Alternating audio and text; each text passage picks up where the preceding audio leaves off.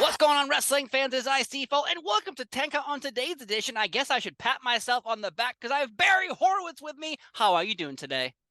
Steve Fall, I am honored and privileged to be on 10 count. Oh, Normally man. in my matches, it's a 3 count, but we'll go with 10 count today. Yeah, you got to pat yourself on the back for that joke. You Of have course I to. do. Yeah, if I could, I would. But Zoom hasn't figured out that technology yet. But there are so many questions that I have for you, and one of them is when you came to the WWF in 1987. What were your first impressions? Because this locker room has Andre the Giant, Hulk Hogan, Demolition, Honky Tonk Man, Jake the Snake. What are your first impressions coming in there? Because this wasn't your first rodeo in the wrestling business. Well, no, actually, excuse me. When I actually first started to WWF, it was 3 W's and an F owned by Vince Sr. and Jr. Oh, yeah. So there is my first taste of the WWF. The second stint was WWF in 88, 87 towards the end of the year, finishing up in Memphis for Jerry Jarrett. But let's get back to the plethora of the talent and the great talent in my first locker room I walk into. Of course, it's a big room with the steel curtain. They have curtains. They do them at Rock and Roll. They use Oh, them for yeah. everything, and behind stage stuff like in country music and whatnot. But I opened that curtain up, and of course, I was taught by the great Malenko, you shake everybody's hand, even if you're nervous and scared. I'm 21 years old, Steve, and I'm meeting Bob Orton Jr., Blackjack Mulligan, uh, Bob Backlund, Jesse Ventura, Vince Jr., Vince Sr., Strongbow, Gorilla Monsoon, Adrian Adonis. Again, I think I said Jesse Ventura, Yeah. Mr. Fuji, Saito. I mean, there's more, and I don't mean to miss them, but there's got to be 50 guys back there for TV. For TV. And they do TV back in the day every 3 weeks. Allentown would be first. Second would be Hamburg, PA, the field house. Yeah. And that was every 3 weeks. And those TVs would run. I think they'd start them at 7 or 8. They wouldn't end till maybe after 11. And then back in those days, in 2 days of TV, I probably worked 6 times. Compared to WWF, I'd work one TV. That's it. Like if we had 20 matches, I'm on one of them, at Raw or, for the, or Superstars or Challenge or taping or whatnot. So what's the difference in pay then if you're working one match but you're still there all day versus working 6 matches which you're there all day as well? None. No difference. Well, now back in the day, those 6 matches, I was getting compensated well, and it's part of paying dues, Steve. You're not doing things for free, and it's nothing like that. And then of course, when it was the WWF, once in a while I would do 2 or something gimmicky, but for the most part, and the rest of my career, WCW, Impact as of a couple of months ago, one time. One time is the usual because they got a host of people. It's overkill, and you want to get everybody in there. So if you start using guys 2 or 3 times in one TV, it looks lack of luster. Yeah. Of course. That's how I look at it. But when as a child watching professional wrestling, you would see the random, I would call them enhancement talent, show up, and you lose to the Demolitions, the Mr. Perfects on TV, setting up Saturday night's main event or setting up a pay-per-view. So that's my first introduction to you. But really the biggest introduction when I suddenly was like, oh my God, who is this man? I love him so much. When you beat Skip in 1995, setting up this huge push of wrestling challenge, beating Skip. And Skip, again, was one of those established superstars. Yep. And I would see you sporadically throughout wrestling challenges, superstars losing to people. So whose idea was this to suddenly take you and elevate you to the next level? Well, it all starts from what I was told was Blackjack Lanza was an agent, and I had a match with Skip at the Bradley Center in Milwaukee. And for some reason, he reported it back to the office, a spectacular match, this, and that. Well, maybe we need to do something with this guy.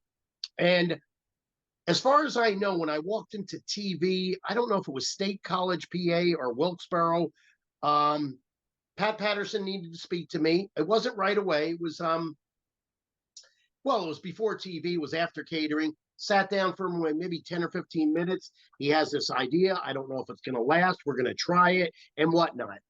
Well, I mean, not only I did that, pay-per-views and WrestleMania dark matches and commercials for karate fighters. I mean, I was getting major interviews, captain of my team of Survivor Series, King of the Ring, in your house matches, anything that involved anything, I was involved in. Yeah. I mean, and it only lasted a year, and I'm grateful, but I think it could have went longer, and it could have. They could have did other things, but what are you going to do? I'm fulfilling my dream. I'm grateful, but I've seen other guys gimmick after gimmick after gimmick, and they're still there 10, 20 years. You know what I mean? True. That's the politics of pro wrestling, I guess. So, You know, yes, I hear you. Glenn Jacobs would be a good example of someone, Isaac Yankem, Fake right, Diesel, we right. kept going through it until we found Kane. But with you, your introduction to, like, again, as a superstar in my book was beating Skip. But then Yeah, you beat Skip at SummerSlam, and then you were involved at Survivor Series 95 as well. But in right. the middle of this, in Skip's life, he's having kind of a problem with, at the time, Sonny, who the relationship with, Shawn Mhm. Michaels is getting involved here and there. Yeah. Now, did you see the beginnings of this? Because obviously you're traveling the world, you're doing your thing. Are you Mhm. seeing or hearing that, hey, I think Skip and Sonny might have an issue here? You know, I'm going to be honest with you, Steve. When I'm on the road, I put a different switch on. It's I'm Mr. Technical Barry Horowitz. It's getting to the town on time. It's getting transportation. It's getting to the gym. It's business, Right. and then getting to the building early to warm up, stretch, get my match down. It's all business. So any of the haha and gaga, according to Strongbow, I'm going to steal some stuff from him. But I didn't. It's none of my business. Mm-hmm. Did I hear some certain things? Probably. Did I repeat them? No. It's really none of my business. Really don't care. Um, it's a drama thing. I've heard about it more later when I was out of the business or whatnot. Maybe I didn't see it because I'm not looking for it. I don't have time. I'm there to wrestle. I'm not there for the drama. If I wanted that, I could contact Fox for a reality show, and maybe I could be on the Beverly Hills Housewives or something. I don't. I like the sound of this. It's a good spinoff. I think we need to get this going.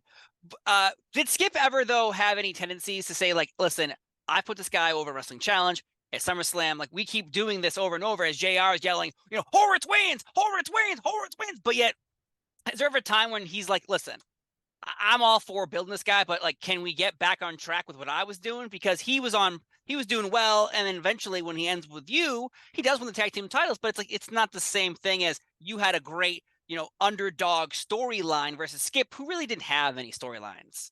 Well, first of all, I met Skip in Smoky Mountain, and he was basic. He black trunks, black boots, Chris Candido. Yeah. The wrestling, his gimmick is I could wrestle. The same with mine. Same with Brad Armstrong. Same with Tommy Wildfire Rich. The list goes on and on. Brady Boone, Owen Hart, all these technical sound wrestlers. I'm going to tell you something about Skip. Unless he was a great actor, he was a mirror of me. It was a night off. No pulling teeth, no egos, and a little tip I use on almost every interview to veterans to rookies. Real secret is to have a good match or a great, which I want to have a great match, get the match over. What does that mean? Not hurry up and get to the strip club. No, it doesn't mean that. What it means is get yourself over, get Skip over, get Earl Hebner over, and get the crowd over of 10,000 people in the Bayfront Center in St. Petersburg, Florida, or Madison Square Garden or the Boston Gardens. Get everybody involved. Unless you're told something else, Steve. Hey, we got to get you over. Do this. You don't do it, they'll get somebody that can do it, Steve. Very good. And I do what I'm told. Unless it's illegal. I don't do that. I'm into wrestling and taking care of myself. So, you hear stories of people saying no. What's that? You hear stories, obviously, in your situation is different, but you hear stories of like, hey, you're losing this person. No, I'm not. Well, there's two situations. There's two sides to that coin. This is my opinion. Number one, you're either a mark for yourself and you got an issue with your win-loss program. Maybe you need to quit wrestling. Hey, Dana White, hey, can I get a UFC tryout? Sure. We put you in there with Brock Lesnar or something of that nature, and you get owned, stretched, and beat your ass in 7 minutes. Excuse me, 7 seconds. Yeah. Then you'll beg Vince a job back. Or you could go, do you want fries with that Coke at the drive-thru? So there's many ways. And then there's guys that are going, I'm just being business. I'm protecting my gimmick. I do agree with certain things, but in this business, nothing's really going to hurt you, especially if you're a sound worker. You know, maybe it would damage it. You have to move on. Maybe you do have to stand up for yourself on certain things. But just to say no because you don't want to put somebody over, come on, guys. We're in the land of make-believe. It is sportsmanship. It is a rough business. It's not what everybody thinks as far as rough on the body and the mind and everything else. So, and people know, and your smart marks know. So you're trying to fool the smart marks, then you'll get real heat. See what I'm getting at? Yeah, it's some there's a famous Hulk Hogan tweet where it says, "Don't work yourself into a shoot, brother," and right, that's right. It happens. Yeah, don't work yourself. Of course. Yeah, I mean, Jesus, I'll never understand some of that stuff. I don't know. I fulfilled my dream. I was doing what I'm told. Do I give a shit? Yes, I do. But to a point, you don't. And the point I do, it's irrelevant. Right. It's not like, oh, I don't care. You know, if it was that, then you got some enhancement. They got a great job at IBM or Macy's or Amazon. And you know what? They want to do TV to show their friends. You could tell. They have the demeanor. The body's not the greatest. The ring attire's not the greatest. Their work is limited. That's fine. That's not me. I want to be a career pro wrestler. Yep. Okay. And I've been doing this since 81. And I've been amateur wrestling since I'm 15. And then went to college at FSU. I mean, I wrestled there, didn't do well, but I had a chance to turn pro. And I also picked up a minor degree in my sports. I'm a certified sports nutrition as we speak. Nice. Congratulations on that. I have a little bit of both. So yeah, it's good to do stuff like that. I could have went further. Would I have did better? I don't know, but I think it was fulfilling my dream, you know, and I couldn't afford to stay at FSU for 4 years. Right. Well, I think you did a great job in the WWF with, you know, beating Skip and teaming with Hakushi, but yet. Oh, yeah. But when you are in the locker room, though, Hakushi, I know, has a language barrier, and you guys have these vignettes where you're trying to Americanize him, is what they kind of describe it as. And what was that situation like? Because, again, who's filming these vignettes, and how are these being translated back and forth? Because I know there's a bit of a language issue there. To a point it was. I'm going to say it was 50-50, Steve. Okay. Yeah, I'm going to say that. So, yeah, there wasn't too much, though. But I'm going to give it 50-50. So who's like coming up with this? Hey, you know, you're a really popular character, Barry. Let's get this bad guy into a babyface role as well. Hakushi, which I loved. I remember the first In Your House when he took on Bret the Hitman Hart. Like, immediately this guy is established as a star. And then you guys are now rubbing shoulders together. So what was the situation like? Like, who pitches this idea of like, hey, we should work together? Actually, you know, in the war room, I've never been invited there or production meetings. I really don't know. I'm assuming, I would say Vince, Pat Patterson, Strongbow, whoever else was in that war room that had accountability to include in my storyline. You have a lot of supporters? What's that? Do you have a lot of supporters? Because Chief Jay Strumbo, sounds like from your story previous, was the guy who got you this momentum built up with Skip. So obviously in this war room you're describing, there's got to be some people, big Barry Horowitz fans. I would think so. And I know Chief a long time, and he was actually part of designing the Star of David on my trunks. When they were first designed, they wanted them all over the place. And think about it. This is a religion or nationality, whatever you want to call it, however you want to perceive it. it's almost a mockery. If I, for instance, when I had the trunks with the hands on them, they were all over the place. I'm patting myself on the back. It's a gimmick, haha. But this is the Jewish nationality, and you're not to make fun of it. And Chief said, take them all off, put one on his left hip. That's it. And really, I totally agree to this day. That's the way to do it. Yes, of course. And especially at the time, even in today's Mhm. wrestling world, you don't see really like, hey, I'm Jewish. That's like they never say that as a character. Everyone else is something, oh, you're from here, so you're gonna be this. Like you're from Ireland, so you're gonna be this. You're from Uh-huh. Scotland, you're gonna be this. Never really. It's happened a couple times. I know Colt Cabana did it, and I think it's MJF maybe a little bit, but really, you were kind of the first person, I think, to Yeah, say, like, hello, everybody, I'm Jewish. I And think they we don't have wanted to make a big that. deal out of it. Yeah, they wanted that. And I was proud of that. And I'm the real deal. I mean, that's my name. And yeah, they didn't do it with Goldberg. I don't know about Colt Cabana. I think MJF alludes to it. Yes. He's never it's not part of like who he is as a Right. character. It's not like other national or other, Eddie Guerrero or the Latino New Right. World Order, stuff like that. It's not pushed that way. And I don't know how to describe this scenario, but I think sometimes when you tease it, they catch on better than I'm Jewish, you know? Right. It's usually like, oh, you're from Mexico. Here, put this mask on. Yeah, yeah. That's kind of the stereotype of it. And I don't think there's any stereotypes because we haven't seen enough of them in wrestling where you describe it. I'm Jewish. Like they haven't figured out how to market that yet as, hey, everybody, he's Jewish. Yeah, I think maybe somebody's pissed off because we own everything. We own the world. We own wrestling. We own Hollywood. Yeah, you're all ticked off, the haters. I mean, I'm sorry. We're God's chosen children. Take it, and that's that. And there's that. While you work at this company for so long, even WCW, was there a bad apple that would ruin a locker room? As you're in the locker room having a good time, someone walks in, you're like, great, here comes. I'll say his name, but maybe it's not him. Like, oh, great, here comes a one-man gang. Oh, like, was there someone who walked in? And you're like, oh God, this guy, no one likes uh, him. I'm sure there's many of them without naming names. It's not that I'm scared or anything like that. I'm not a stooge. I'm not a gossiper. But I will say something. Just put that to the side. One man gang is friggin' awesome. I wasn't gonna. That's why I said I use an example. I didn't want to say his name, but I said He his name. is greatest traveler partner, greatest roommate, funny as hell. He'll go anywhere you want to eat. As far as he's a good guy, and I've worked with him.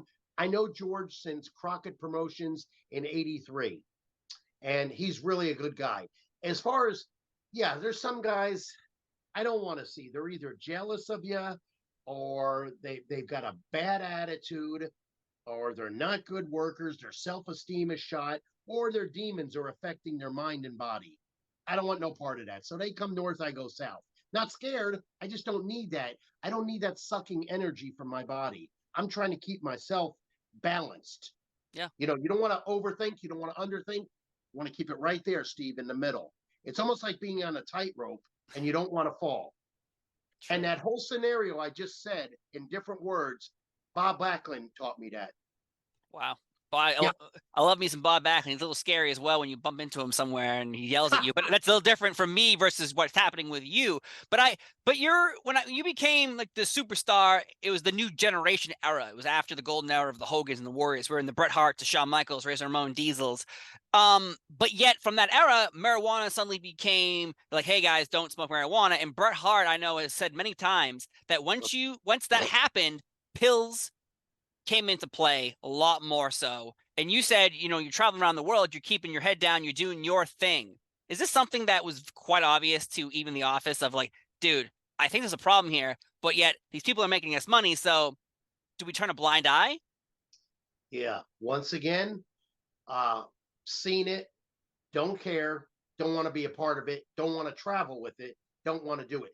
You could name any wrestler. It's a cool little game. Any wrestler you want. And I either got a story or I got what to do in life and the business or what not to do, especially in life and the business. Want to play that game right now?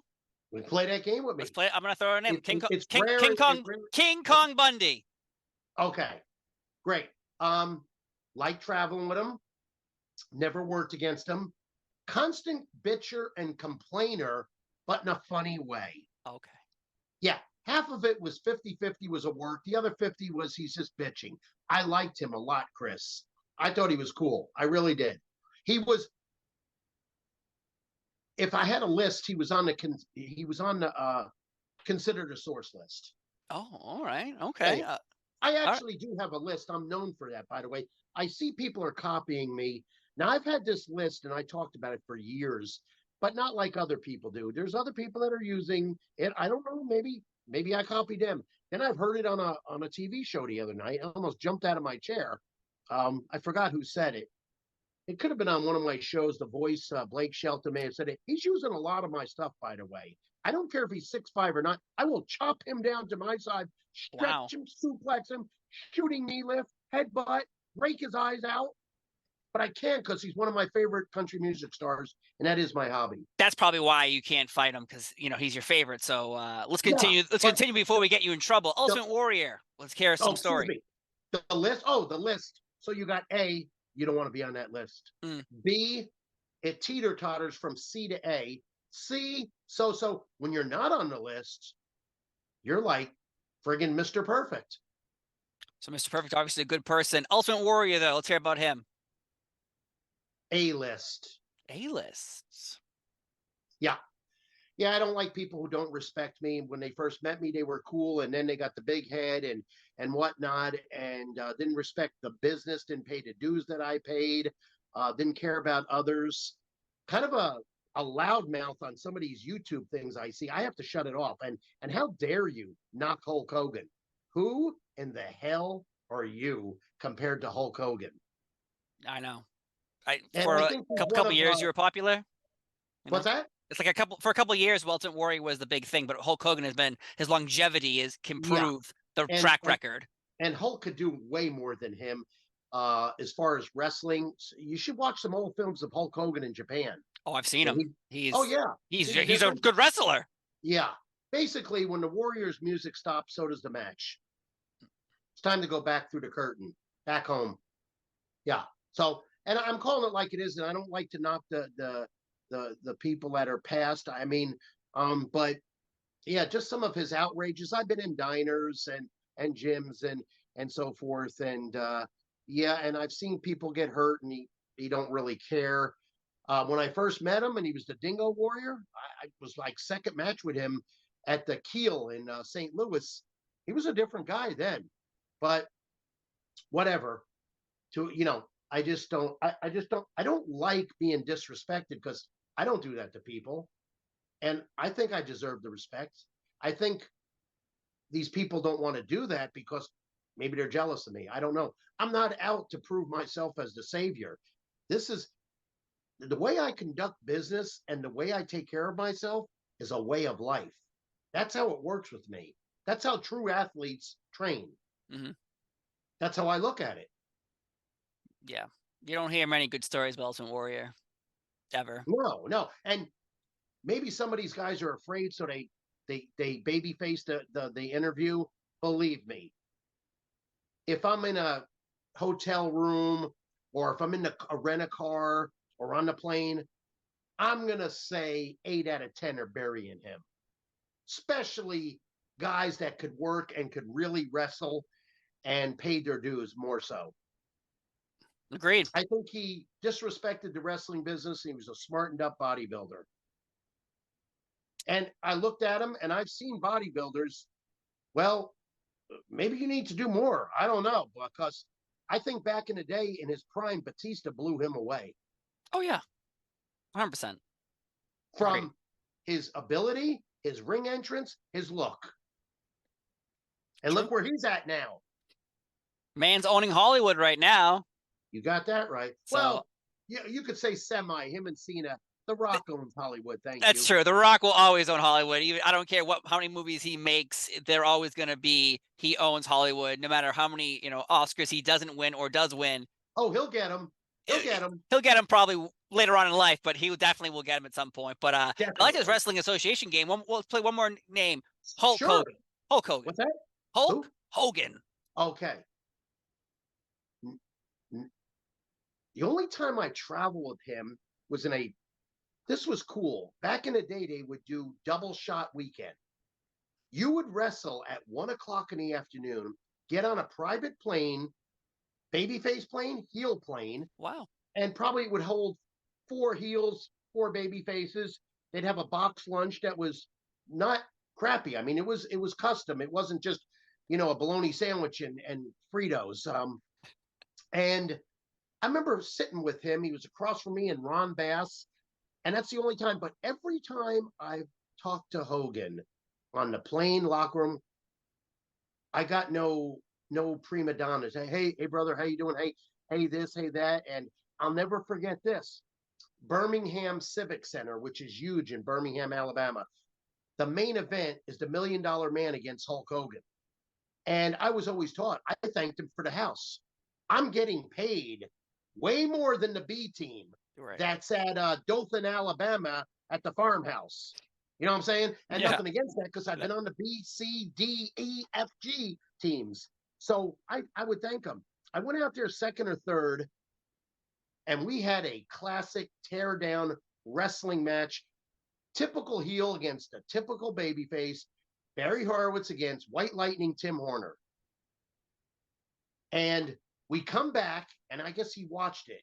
He says, damn. He says, I'm just a gimmick. You guys are the wrestlers. And then, what do you say to that? No, Hulk, you are. You know what I'm saying? Yeah. But thank you for the house, though. But he's always been polite to me. I haven't seen him in years. I used to see him on some meet and greets, but sometimes those are VIP rooms. You can't get there, or I'll see him on the plane. It's a quick nod. You don't have time to really get a good powwow in. But anytime I encountered any situation with him or talking with him or just in the locker room, traveling business, always positive. Always. Good to hear. Good to hear. Yeah. I know as years have gone on, some people are not kind to him, are kind to him. There's a whole world of opinions on him right now. But all I have to say is the path that every federation is currently on is because of his work. And if you don't say that out loud, you're lying to yourself. You're lying That's to right. yourself. It's all jealousy, haters. Of course. I mean, he started the music, the look, the Rocky 3. Come on. The promos. Come on now. Yeah, I mean, you want to see. I mean, he's been involved in a lot of matches, but one of my favorite, the Saturday night. Remember that Saturday night they would do every month live? Yeah, Saturday night's main event. That's it. Yeah. And I was fortunate to be on a couple of those. And the best one, Hulk Hogan against Mr. Orndorff. Mr. Wonderful Paul Orndorff, the cage. Oh, yeah. Where they jumped off the cage simultaneously and they're counting them down. Who hit their foot first? And they kept showing you different camera angles. And Hogan wins by 1 second. Ingenious finish. And of course, Paul Orndorff, total package. Really a total package. Look, promos, work, and a real badass in football and wrestling. If you don't believe me, you can't ask Vader right now. Yeah, Mr. Wonderful Paul Orndorff. Yeah, I think you're talking about a very early episode of WCW Monday Nitro where Mr. Wonderful Paul Orndorff was using the best music ever in WCW. Wonderful. It was so amazing. It was so amazing. But him and Vader got in a fight backstage, and then suddenly Vader shows up at the Royal Rumble 1996. Huh? What happened? Very interesting concept there. But according to innocent bystanders, and I've just spoke to a couple of people last week on a meet and greet, that was basically a royal beatdown, crediting Mr. Wonderful. Not once, but twice. Now, what was the beef? I believe it was Vader was just being a tough guy, and Mr. Wonderful's like, "Get the hell out of here! Don't act like this around me." And he's like, "Oh, I'm a tough guy. Oh, really? Bop." I think the story was he was pushing Paul around, trying to bully him. Paul was just trying to tell him, you got to do these interviews. You're running late. This is allegedly. I don't know the word for word. I know there was guys that actually heard it, saw it. And I think Vader sucker punched him. Well, that didn't work because Orndorff came back and beat him up. He went for a second round. And I was told he was kicking him so hard in the head with flip-flops. If those were cowboy boots, he would have been dead. Wow. Yeah.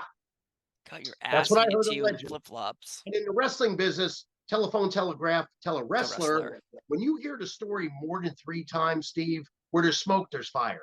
Mm-hmm. Well, that reminds me when Shawn Michaels was beaten up by a bunch of people outside of a bar in Syracuse in '95, but on television, he was attacked by thugs, gang members. But when you have Dave Meltzer in '95 giving, little kids or adults the inside scoop, you're like, he was hitting on some women, and these Marines didn't like it. So they beat the shit out of him, and Bulldog was in the back seat with 1, 2, 3 kid drunk. Like, is that all true? I was there. I was in Syracuse. I wrestled. I didn't find out till the next morning that something happened. I didn't hear. That's what you just said is what I heard. I heard he was hitting on a girl. Maybe his mouth was, overloading, and he got his ass beat. Maybe he was drinking. I don't know all this. I just hear bits and pieces. I'm sure whoever's around him who was there knows blow by blow.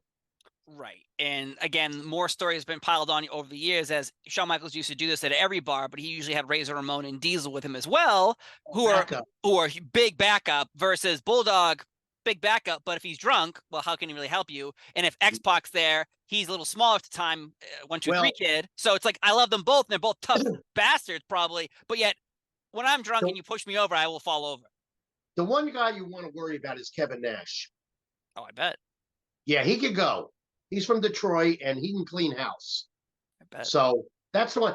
I don't know about amateur background in wrestling. All I know, the Steiners, of course, Kurt Angle, Brock Lesnar, and different people in amateur ranks. I don't know that bound. I just heard he was pretty badass. But I like Kevin, got along with him. He's a great jokester. He's funny as hell, and he's pretty damn smart.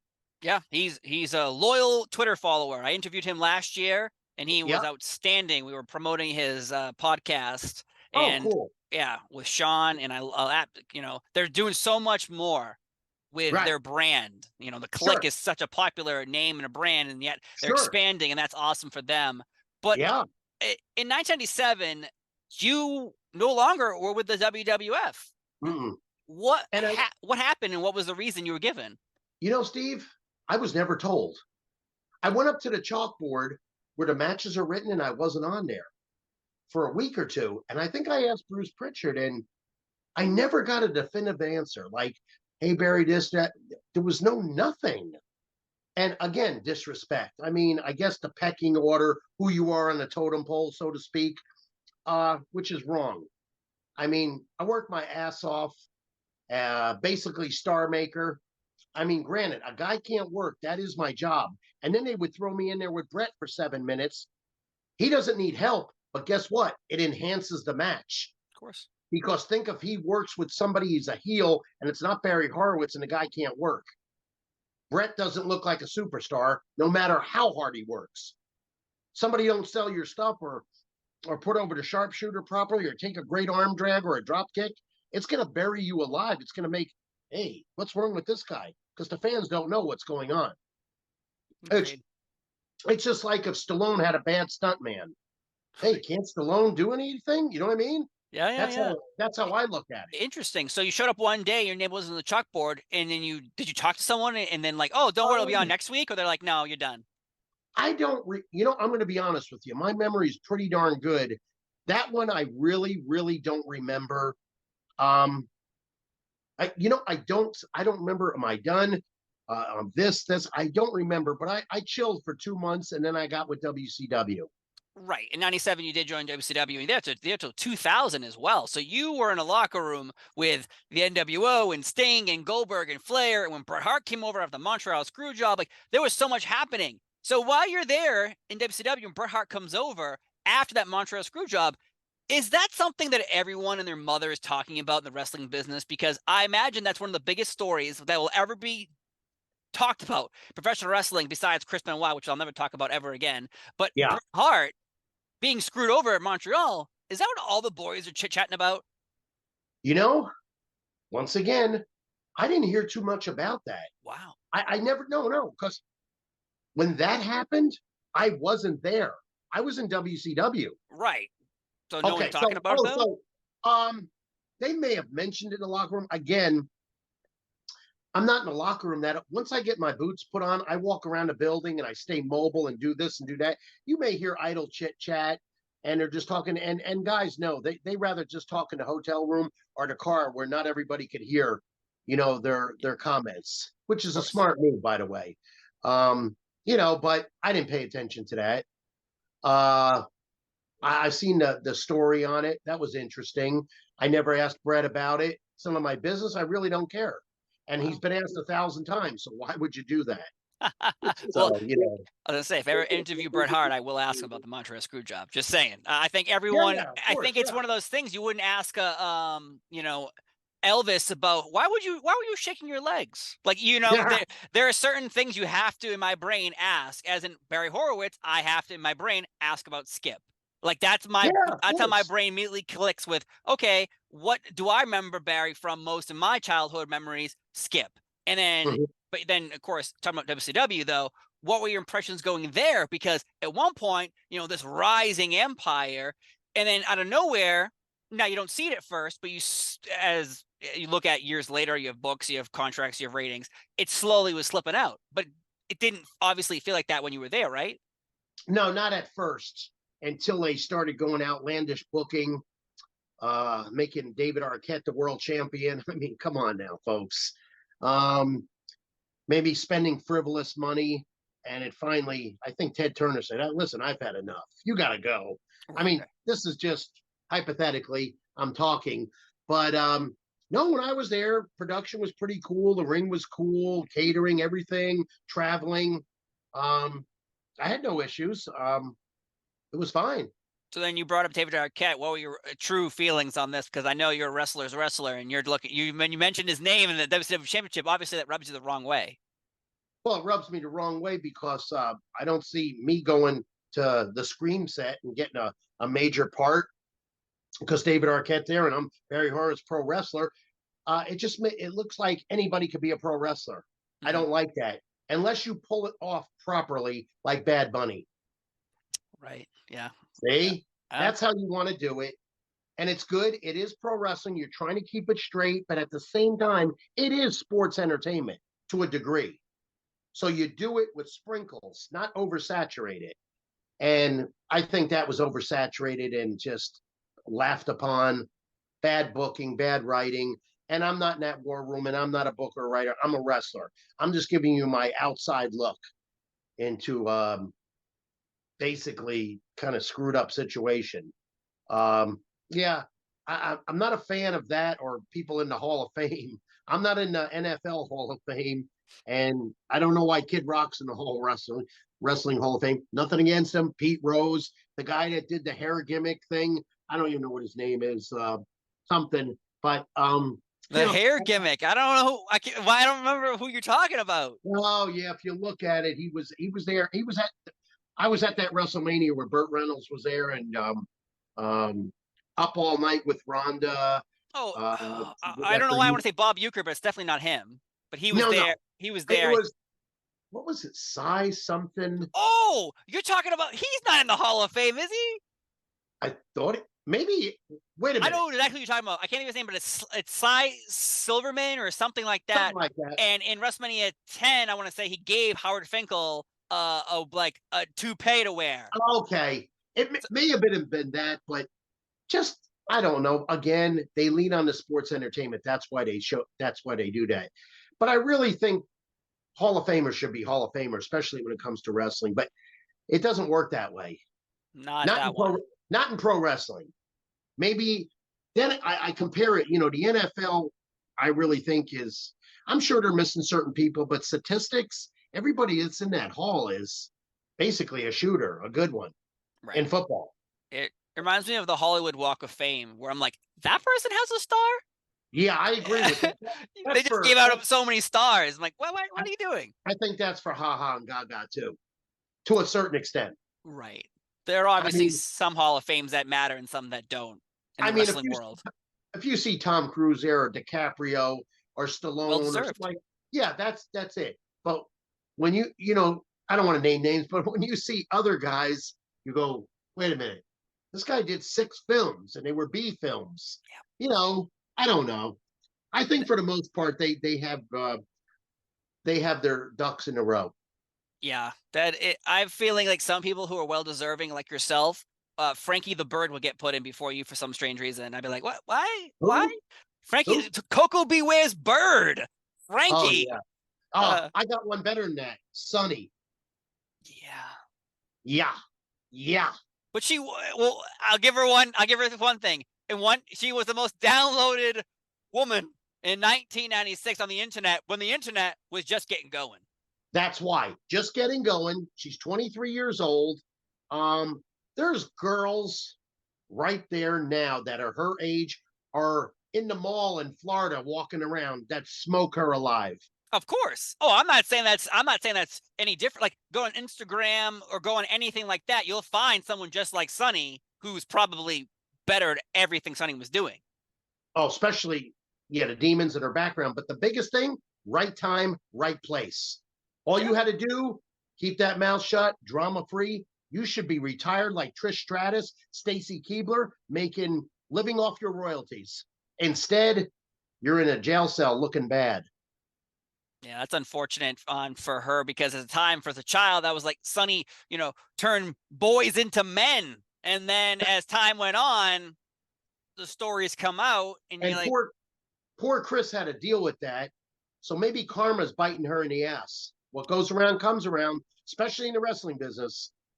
yeah, I've heard some terrible, terrible stories of Me too. the triangle love thing that was going on with Sonny and Chris and Shawn Michaels. It obviously years have gone on and obviously Chris passed away and Shawn Michaels has changed. I have never met him personally, so I don't know if he what changed or not. But according to stories, he's changed. But the stories you hear out of '96 are awful. Outlandish. They're horrific. Yeah, they're. I know. Yeah, I know you're trying to hold in those stories because you can easily go Google them if you needed to really know the truth about all this. But in Oh yeah. reality, you are in the locker Where, room where, enough where these stories are coming out to you. where does it get me to bury all this stuff? The only people that are interested in this is that show on TV, whatever. Yeah, they weren't interested in me because I told I'm not going to bury somebody. I don't operate that way. Oh, are So, you talking about Dark Side of the Ring? oh yeah, I really didn't want to even say the name. I kind of partially forgot it, but why put him over? The only thing good about that thing that I know of is Chris Jericho. Yeah, it has gotten people into trouble.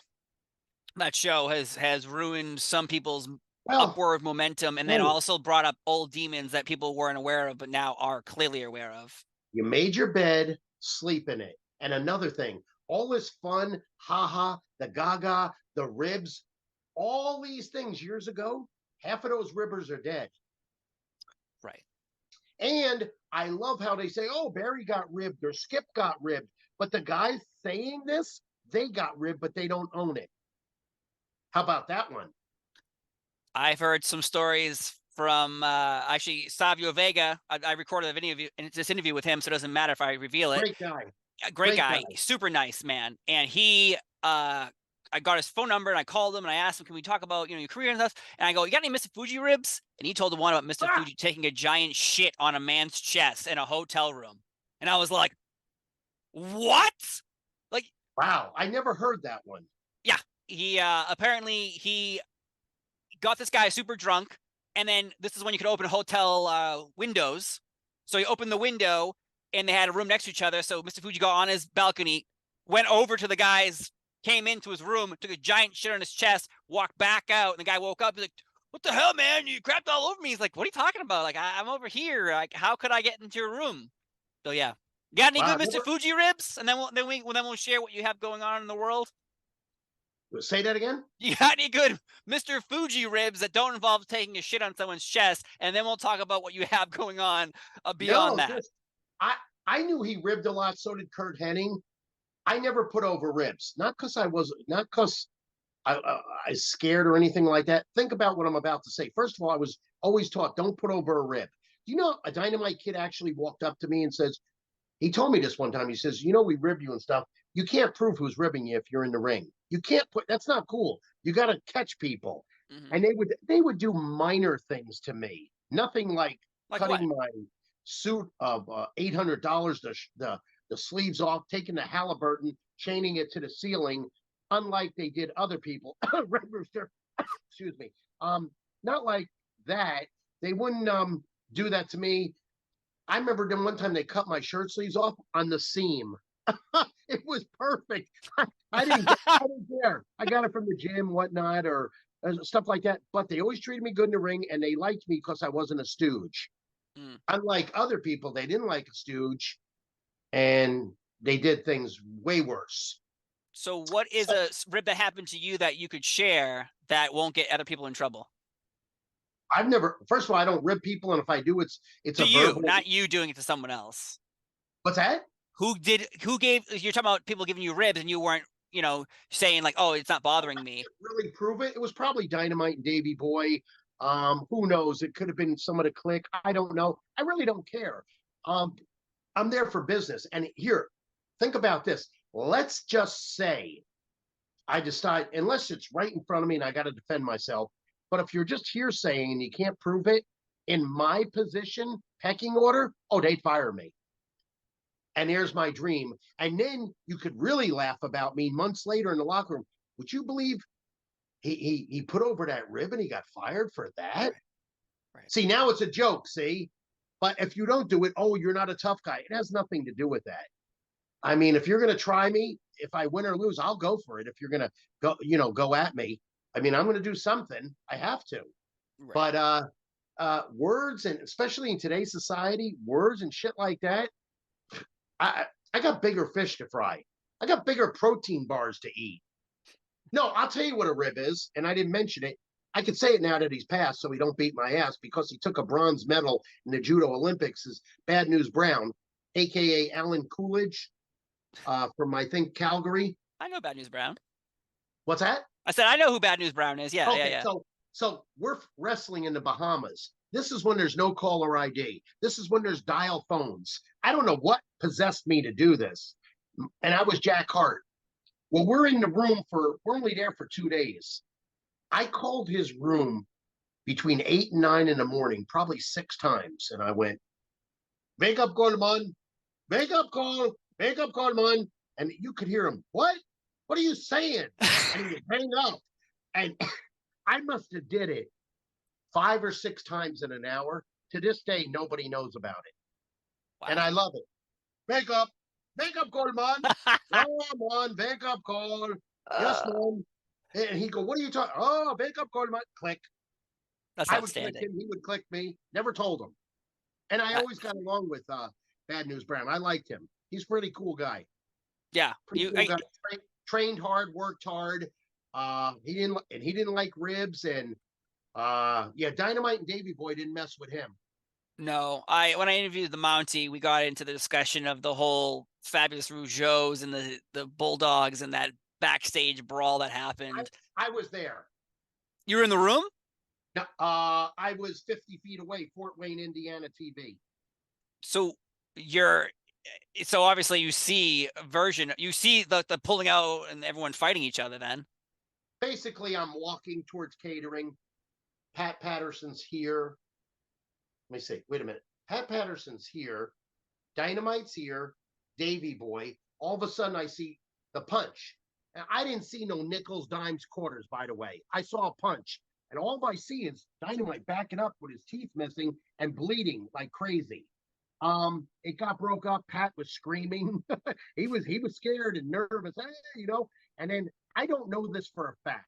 I don't know this. This is allegedly in hearsay that I think Raymond almost interfered and Bad News said, don't move. And I think, I could be wrong, but I think if Raymond did move, I don't think that would be pretty. Wow. Yeah, because Bad News is younger than in his prime. But I don't know that. That was a hearsay thing. The rest, I'm telling you, I saw it. Yeah, it was disturbing, and I'm going, oh, my God. Why? Can I get to catering, please? That's what happens apparently, with disrespect. They don't want to be disrespected, they believe, so you do something like that. Let's talk about what we got going on in the real world, though, right now, because I know you have some exciting things happening in your life involving more wrestling. So let's hear about it. Well, things have been going good. I did an Impact match for Impact, which, by the way, that company's classy. And if I was there or not, just their production, the locker room, everything about them, point on. I like it a lot. I like the way that it's being run. I like the guys that are there. I did a little heel promo for AEW. That was last year. I do like that company. They do wrestle a lot. And I don't mean that as a joke. They really do. And they change up the matches a lot. Yeah, I mean, my dream job would be a coach. I love doing that. I do meet and greets, occasional match if it's right. I love doing wrestling seminars. I'm really big on prowrestlingtees.com, really, really well on cameo.com. Of course, YouTube, Facebook. I own a small partnership with GTG, GoodTimesGuaranteed.com, a wrestling auction with Richie Sorrentino. Wrestle Pro out of New Jersey, really well. Had my first hardcore match with Joey. I'm sorry, Joey. I lost his name. Joey. All those chair shots to the head from Joey. Long brown hair. Worked for AEW. Oh, Joey Janela. Joey Janela, thank you. There's so many people in here. Went a half hour with him in the main event and haven't had a match in years. So I guess it was all right. They liked that. And that was my first really introduction to hardcore. Wow. Which, yeah, I'm not into that. I mean, I'm into what I taught. And I mean, that's what it says at the marquee at Madison Square Garden. Tonight, wrestling, pro wrestling. That's what I'm into. Yeah. You know, not tables, ladders, and chairs or anything like that. Good. It's good to have it on the card. It's good to have a versatile lineup instead of a boring menu. You open it up and it's cheeseburger, cheeseburger, cheeseburger, cheese. You know, you want variety. So yeah, I'm staying busy. A lot with the meet and greets this past month, big time. I am going into in July, first ballot, the New England Pro Wrestling Hall of Fame. Congratulations. You if you go to that.com, it gives you first ballot tugboats on there. I forgot who else is on there. I don't know the whole list. Also big with highspots.com. So yeah, I mean, yeah, everything's been going really well. And I'm just trying to think if I miss anything. I never write anything down. I like doing it. It's all up here. I like doing it like my matches. I don't need a script, thank you. I wasn't taught that way. Call it out there. Be a real pro. Be a real veteran. If you did that to somebody today that's been working 3 years, they'll run home. Probably. Scared. Yes. Scared. Don't be a heel, be a baby face. Oh, pat yourself on the back because you have put core childhood memories in my brain that will last a lifetime for me and so many other fans around the world. When JR yelled, Horowitz wins, Horowitz wins, Horowitz wins, when he beat Skip, I will never forget that day, and I will be honored, and it's been an honor and a privilege sitting here talking to you. Well, it's been an honor. I'm glad you got in touch with me. You're a real pro. The questions were great.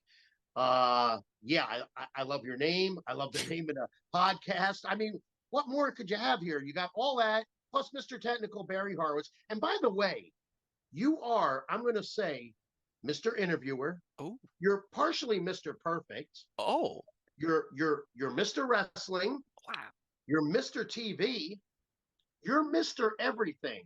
What you're not is you're not Mr. Technical. Oh. Because I am, and if you don't believe me, ask me.